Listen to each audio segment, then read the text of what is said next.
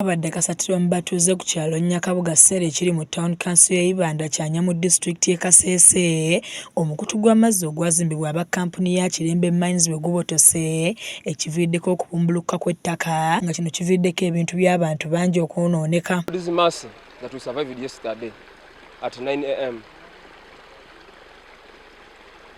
Our neighbors across River Mubuku in Charomanya there, they made an alarm to us. People run away. You are dying.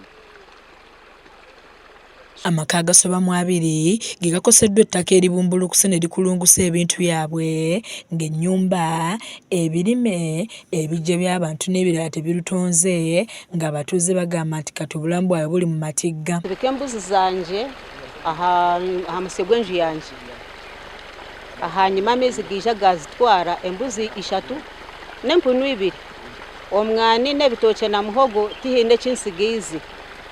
Abatuuze obuzibu bamutadde ku bulagajjavu bwa kkampuni ya Kirembe Mines Limited be bagamba nti beesuulirayo gwa naggamba ku mukutu oguludde nga gwabomoka nga guno si gwe gusoose ng'omukutu guno gubomoka ne gwonoona ebintu byabwe nga tebegutwa ku ky'okubaliyirira ne bafuuka kyesirikidde. Mmeeya wa Town Council y'Ibanda Kyanya Modesto Bwambale agamba nti eky'okwesuulirayo ogwa naggamba ku njatika eziri ku mukutu guno kyali kizibu kinene eri abantu abawangaalira okumpi nagwo nga mu bbanga lya mwezi gumu gwokka guno gwakawaguza emirundi 5 ne gwonoona ebirime by'abantu n'ennyumba ekibalese nga tebalina kyakulya nga naawe okusula tebalina. In this 1 week it has caused 2 landslides, and in this very year 2024 it has caused 5 landslides.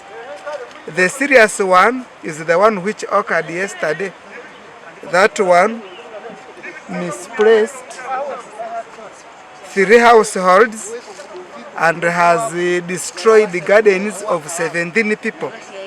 Ono awanjagidde gavumenti okusambyawo ku ky'okuzza obujja ekkolero lino n'okussaamu ebikozesebwa ebipya kuba ebirimu bikadde nnyo. Appeal to government that it should speed up the process of getting for us another investor to